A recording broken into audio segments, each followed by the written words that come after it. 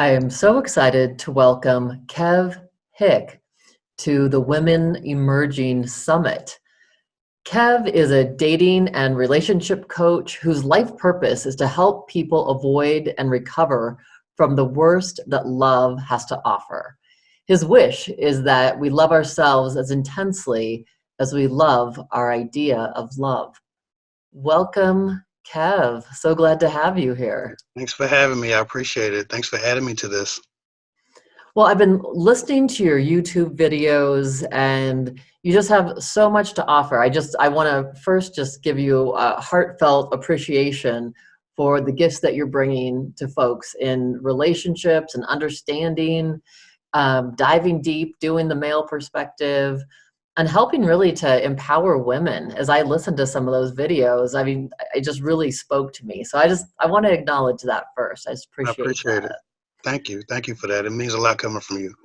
Thank you. So talk with us about the topic today is loving past your pain. hmm Yeah, talk a little bit about that. Well, when I started this, I started for a very interesting reason, actually. Besides my wife just getting tired of my rant, she said, you need a YouTube channel, an audience, somebody who wants to hear this stuff and really could use it. But I started this because I had always wished that my mother had anybody who cared enough to take the time out, who also had some influence over her, or just some guidance, respect, that she could maybe hear and actually take heed to their words. I always wish she had somebody like that to guide her away from many of the decisions and many of the experiences that she had, even before I was born, right? I've been watching the result of not only her traumatic experiences, but the decisions that she made, coming from a very toxic place because of those decisions, because of the survivor's mindset that she had. She, like other people, when they go through something traumatic or particularly difficult, they get into this survivor state, and it's very difficult to put that down. And while it's absolutely necessary to have a survivor's mindset coming right out of a trauma or to get past it, it can be very, very toxic to live through that and live continuously in that mind state. And it reminds me a lot, like I was mentioning earlier, about the poverty mind state, how people are in very dire conditions. They almost take a pride in being able to survive anything. And what happens is, once you get into a place where you're stuck with what you believe to be nothing, you start to act in a different way, and you remove from yourself the ability to not only evolve out of that position, but to thrive, right? And what I'm looking to help women develop is an identity that allows them to thrive and evolve from their conditions, from their miseducation, so that once they, oh, my dog, It's she okay. she must hear something. Um, so that once they get from the place where they've survived it, and get some distance behind it, and get some self-knowledge and some self-education, right, and get some knowledge of self, and get the right help, the professional help they need, they can then start to thrive despite what they've been through, right? Because some of them don't believe that thriving is even a possibility. They don't even believe that having a positive life experience is a possibility from a point that they've been traumatized. And so for me, I want to first restore that hope, but also help women build themselves up, that they can obviously thrive despite their experience, instead of just surviving and just getting the bare minimum out of life and out of themselves and out of their love and relationships. I was listening to your dating after sexual trauma or abuse video, hmm and my sense was maybe you've been with partners that had been sexually abused.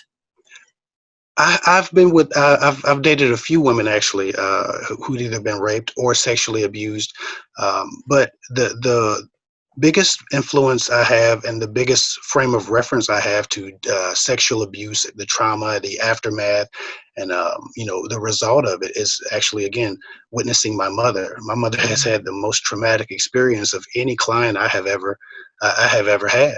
I don't think I've met a person who could match the trauma that my mom has experienced from a very young age. Sexual trauma, mental abuse, physical abuse, for many decades. She had me when she was 27 or 28, and up until that point, up until about a year before that, it was pretty rough going for her. And so, she was able to raise me with a lot of love and a lot of care. But as perceptive as I was, she couldn't hide the aftermath, right? There was always this aftershock that I would see every now and then that I was like, oh, wow, mom's had a different experience. I was a fortunate kid, and many people don't believe this is, a great thing, but I was a kid that experienced my mom having alcoholism.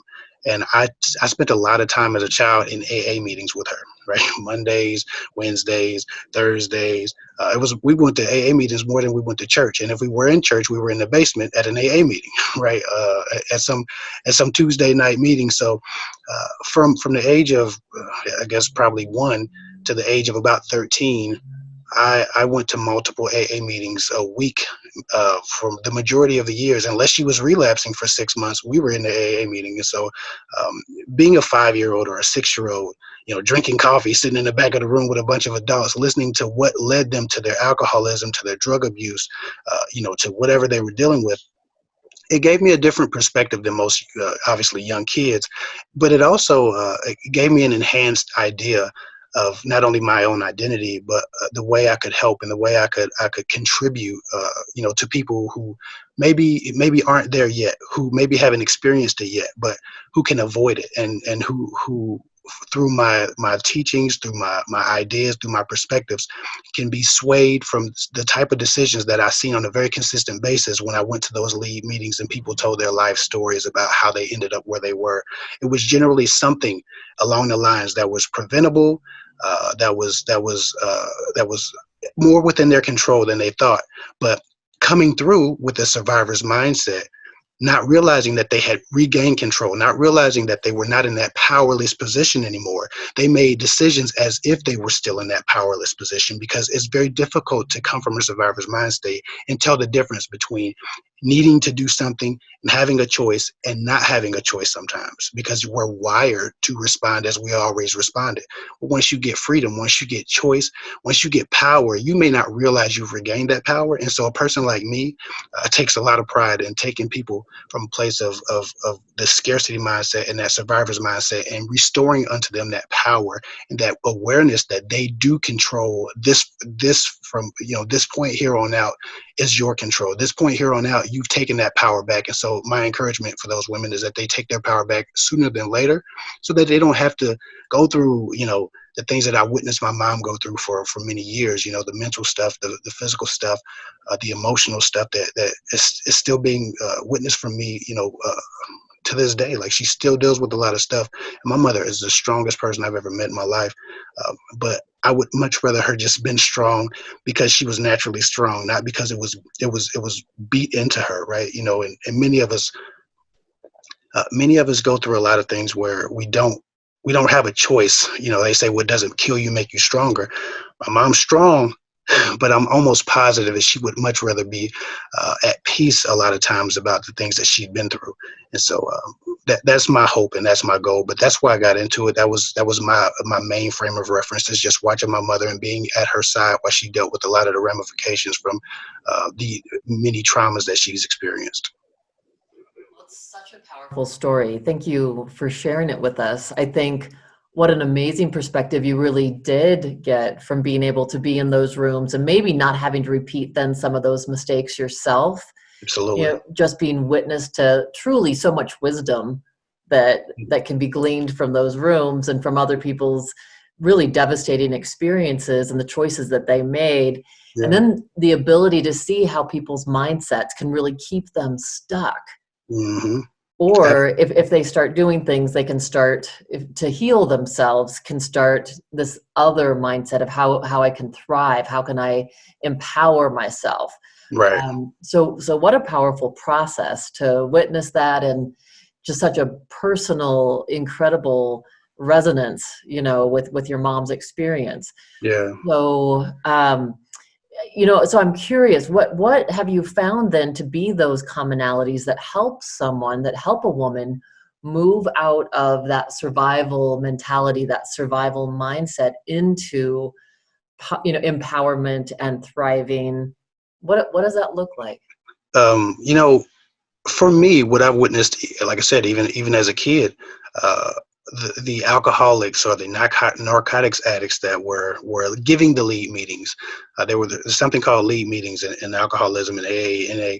It's when a person stands up who has a little bit of distance from their last use of whatever thing they were self-medicating with, and they give their story, and they might have a year clean or 2 years clean or 15 years clean, but they give their story and they give their turning point, right? And they give you the redemption. It's basically the redemption story. I'm still here, I'm still standing, I'm clean, I'm sober, and I'm beginning to thrive. But the awareness in those stories, there was always a point in those stories where I could tell that, okay, it clicked for them. They became aware that there was an alternate reality available to them, right? That they didn't have to live in the way that they've been trained and conditioned to live. And for me, I wanted to ignite that and spark that in people. Again, before the tragedy, right? Before you go to jail, before you experience, this type of trauma or that type of tragedy, you can get there before that. But it takes an awareness. I make a lot of reference to, like I said, the poverty mind state. Those who have not seen success or prosperity or opportunity often don't know it exists. And we see that with people who have been through a lot of traumatic experiences. They don't believe that the happiness is available to them. They don't believe that compassion is something that will be afforded to them. They don't believe that they themselves can be happy and be proud of the person they are, right? Because they're not talking to the right people. They say misery loves company. And I think that is a cheap way of linking people together, because some people's misery is far more deep and far more layered than we like to give them credit for. We just misery loves company. People have been through a lot. People are hurting, and it's easy to group yourselves together with the other hurting people. And while you need that support, again, that's the survivor's condition. At some point, you have to feed yourself with not only positivity, but an awareness that allows you to elevate outside of what you've been through in your victimhood. And it takes another voice, another influence. Maybe you sing something. For me, like I said, I grew up in the projects.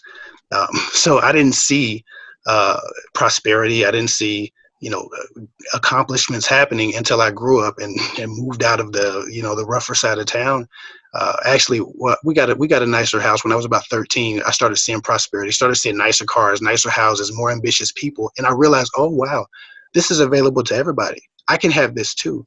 And in that same way, people who've been through traumatic experiences need to see someone on the other side of that. Need to see someone thriving.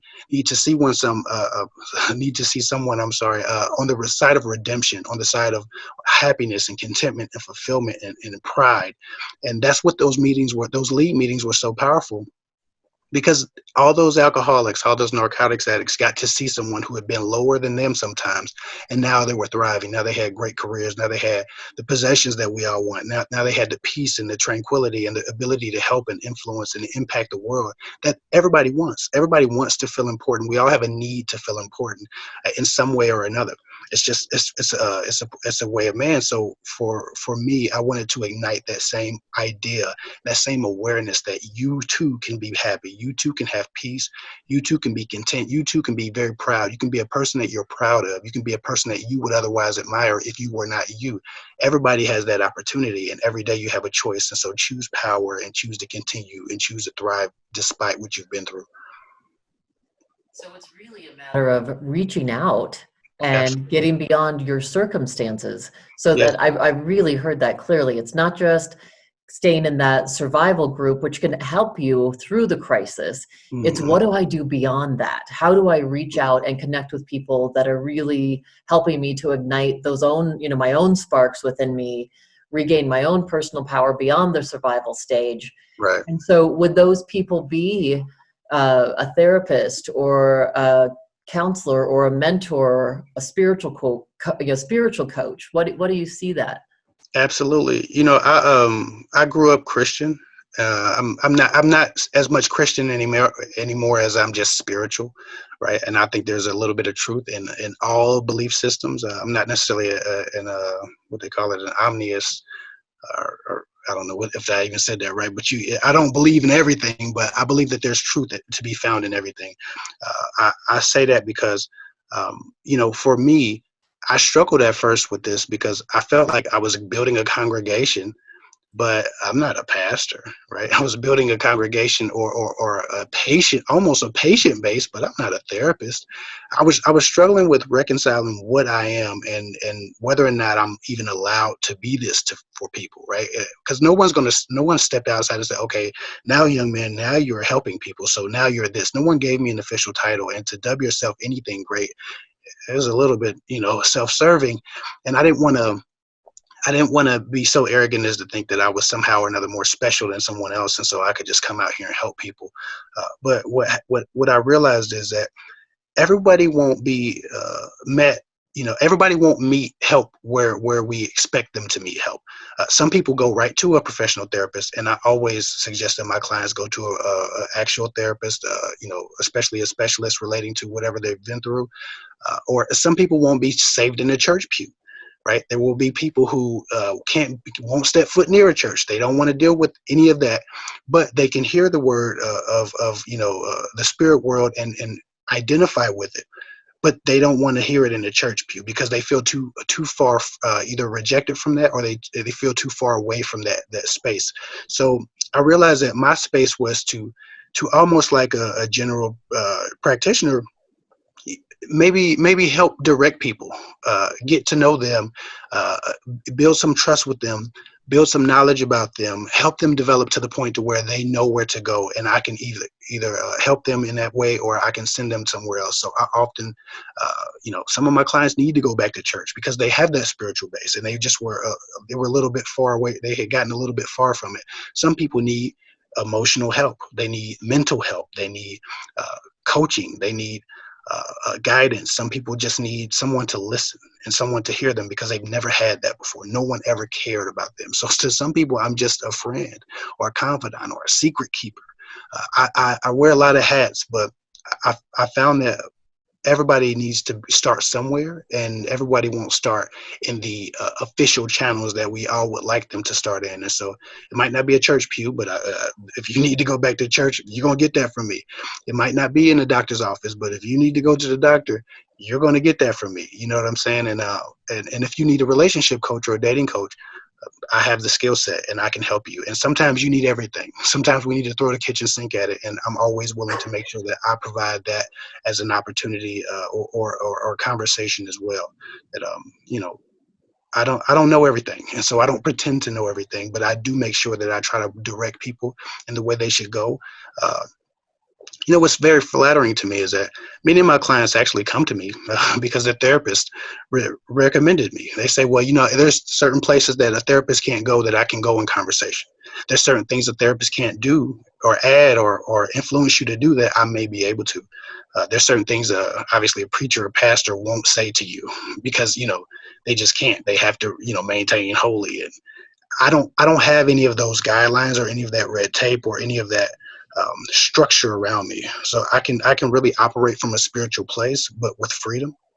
And that's why I like it so much, because I can be exactly what a person needs within my skill set without worrying about stepping over a line here professionally or stepping over something religiously that now I'm out of place trying to give them advice. I can actually be exactly what my spirit calls me to be for people without the boundaries of the rigidity that lives in some of these more professional arenas.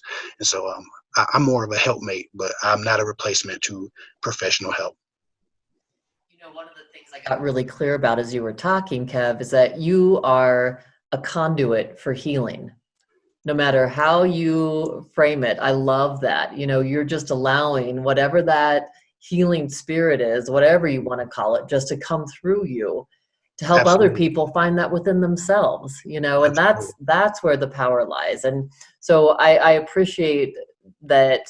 I mean, you're so humble about that, and what your videos really speak to that, because they'll say, "I'm not a professional, therapist," or, you very clearly put that, and yet you continue to be that for people. This wonderful healing, conduit for healing in the world. So, one of the things that from one of the videos I watched, as I mentioned, the dating after the sexual trauma or abuse video, Hmm.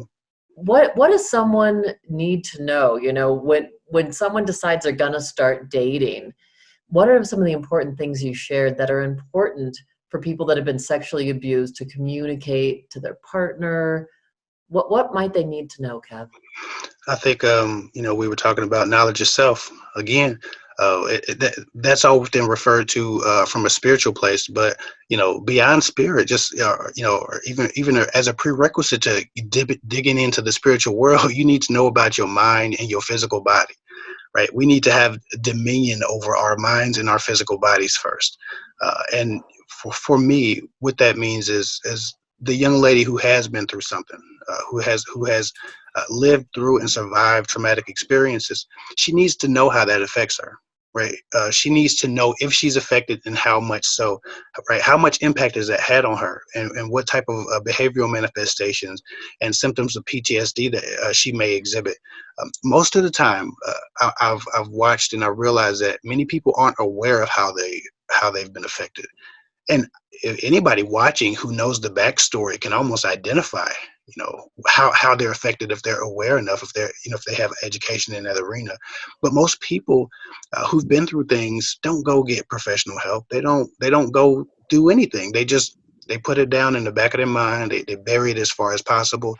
They try to thrive through it as best as they can. But it's very difficult to thrive doing anything when you just ignored it.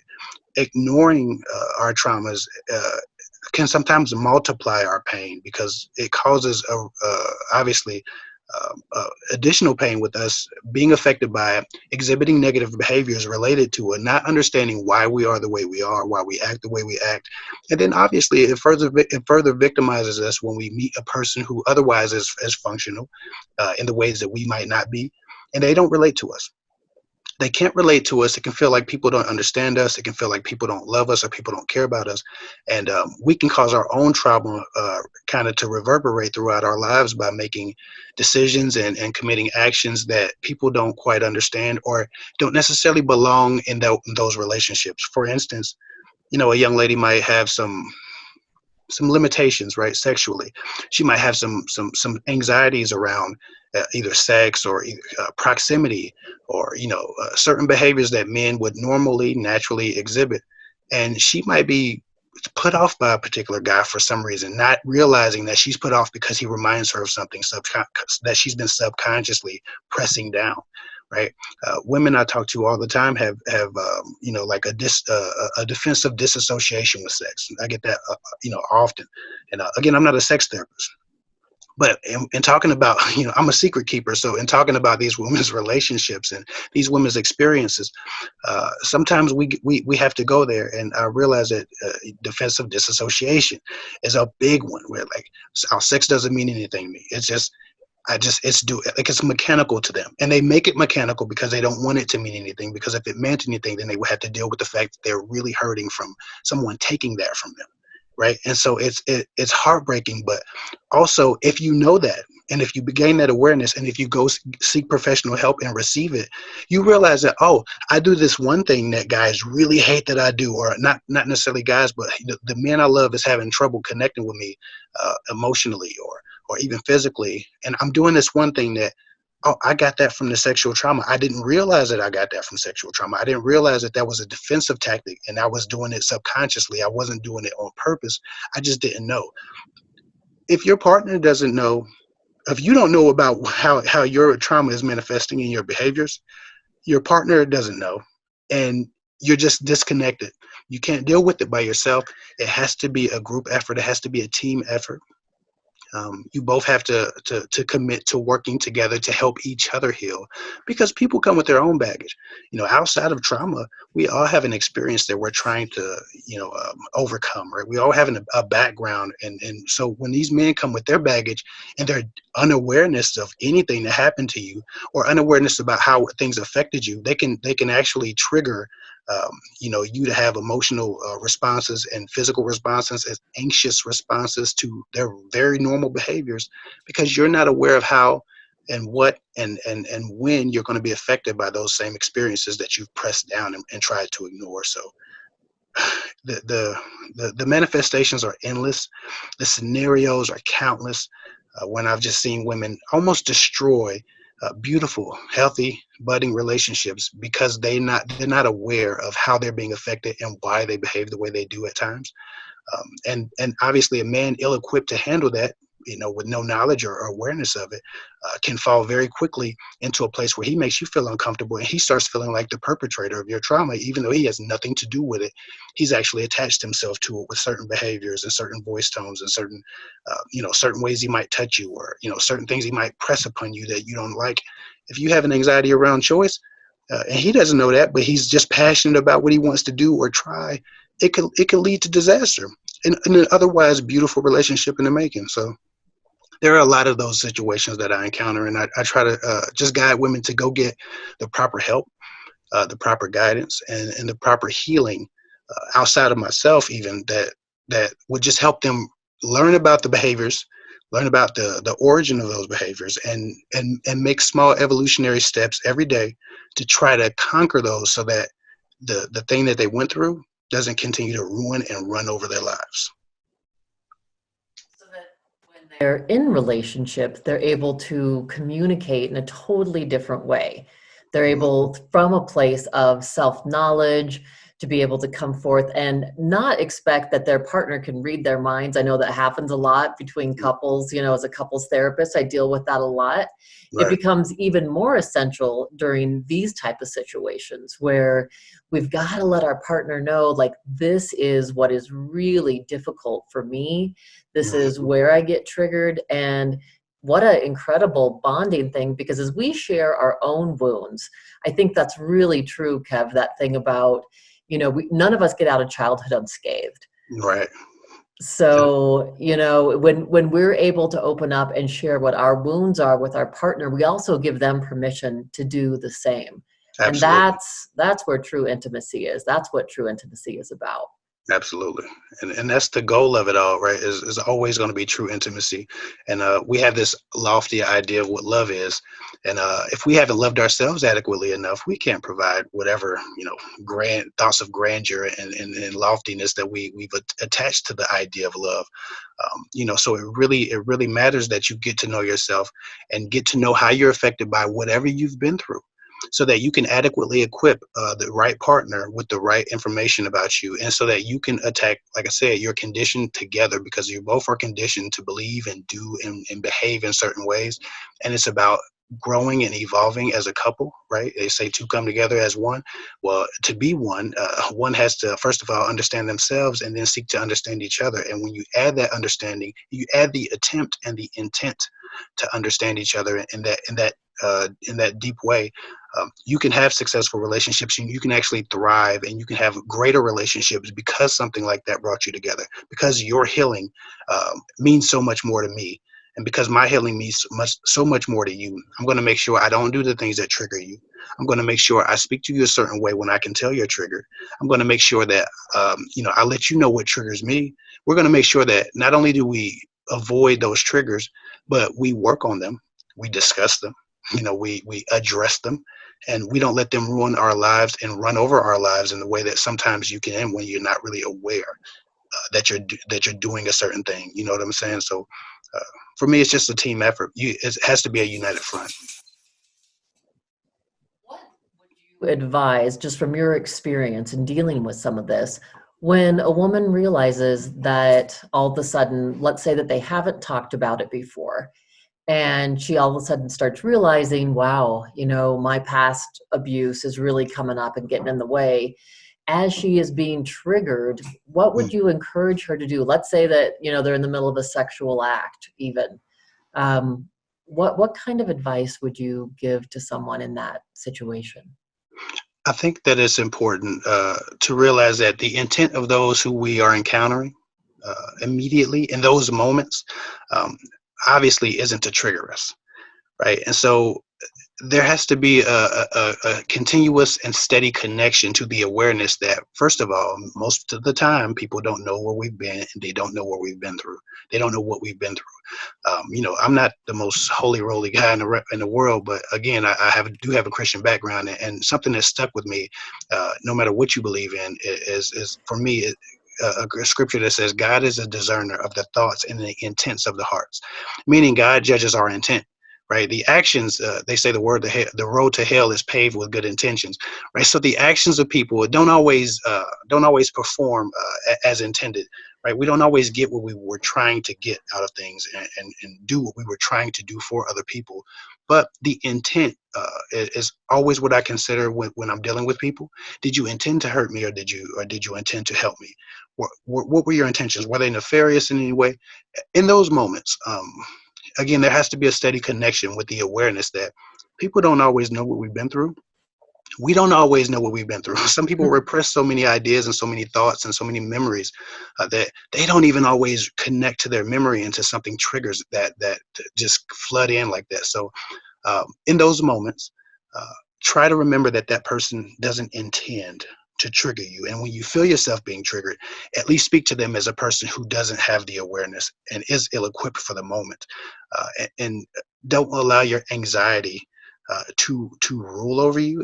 And I know that's easier said than done, but it's also not impossible to almost just pause, right? If you can't do anything else, you might not be able to obviously prevent a triggering because you don't know when it's going to come up. Uh, but when you go into sexual acts, or when you go into any scenario where you're going to be in a place that you would normally not be in, with a person you would normally not be there with, who doesn't know your background, go into it understanding and reflecting about the things that he doesn't know, he hasn't been aware of, he hasn't been made aware of. And that way, if something happens, or if you feel yourself becoming uncomfortable, you can remember, at least in that moment, that there's no intent, uh, hopefully, to harm you here.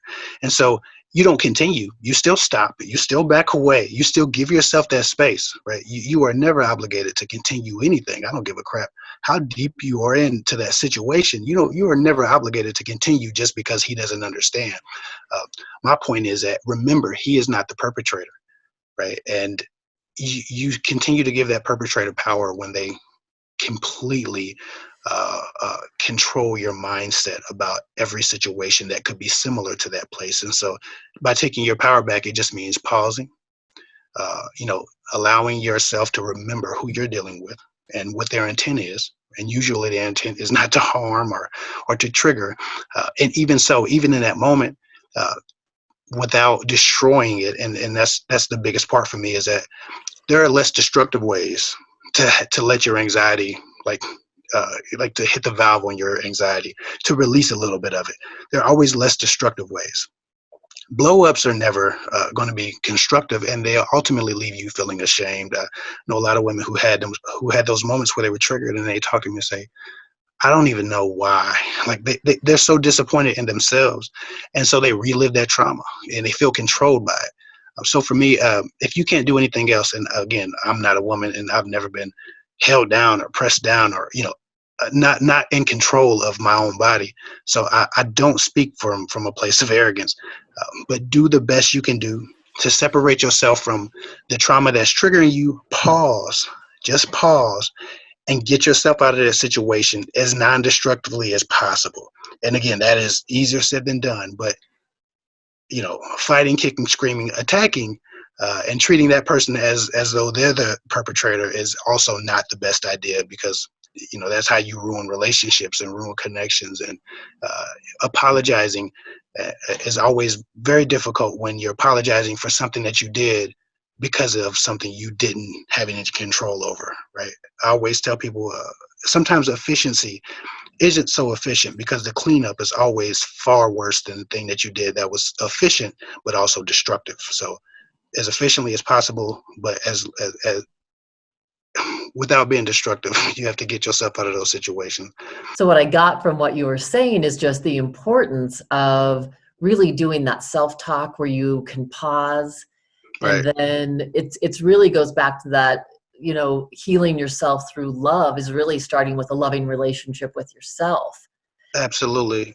And observing the feelings, though, like, there's a great tool in being able to watch yourself feel feelings, allowing yourself to feel those feelings, but not allowing them to control you, uh, as much as possible. Even when I'm frazzled, or because I'm a very passionate person, so if I'm upset, I'm very upset. I don't I don't let obviously my emotions control my body or my mouth. I never give my emotions, I never give my anxieties, I'm sorry, a voice, and I never give them control of my body. But what I do is I do the best impersonation of a third party observer.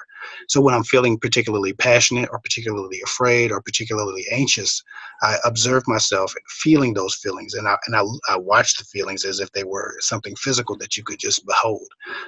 And when I separate my idea, my consciousness from what I'm feeling, sometimes it's easier for me to pause and pull myself away because I'm observing the feelings as opposed to being controlled by them.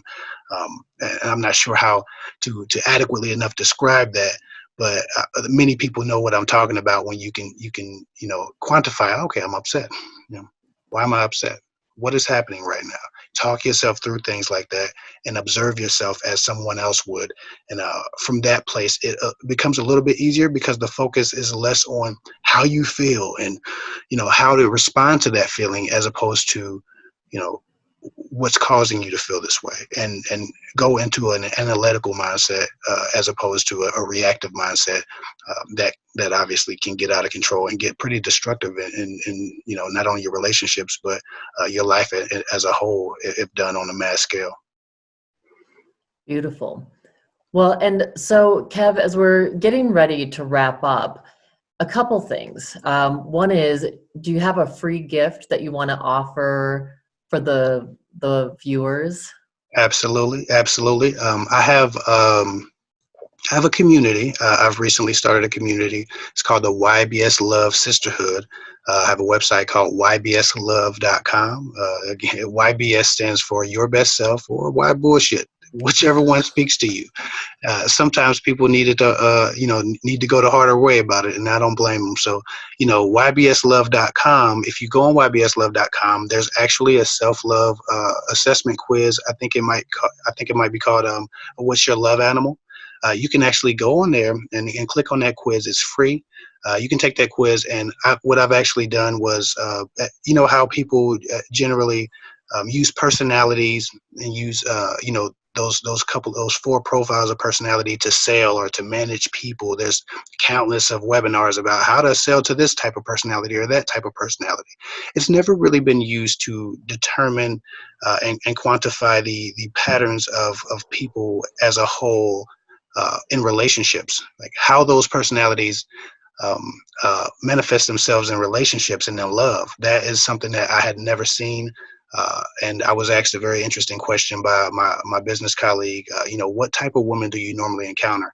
And just naturally, I broke it down to the four different types of women I normally encounter. And I realized that I just described the four personality types, the four main personality types, but with the manifestations of personality that, they encounter during their lives, and how relationships affect them, how they enter relationships, what the predictable patterns of certain personality types. So you can be either a lioness, an owl, a phoenix, or a wolf. And based on your personality, there are some conditions that you might be predisposed to just because of your personality type, and there are some behaviors that you need to watch out for in your weakest moments, and there are some strengths that everybody has and some gifts that everybody has that they can explore and exploit a little bit more to get better results in their relationship. So the YBS Love Animal Quiz is free. You can share your results on Facebook, let your friends take it, learn a little bit about yourself, learn how your behaviors and your personality manifests itself in good ways and in bad ways in relationships. And that way you start with an awareness of self, which is what I always preach, get to know self, get some knowledge of self.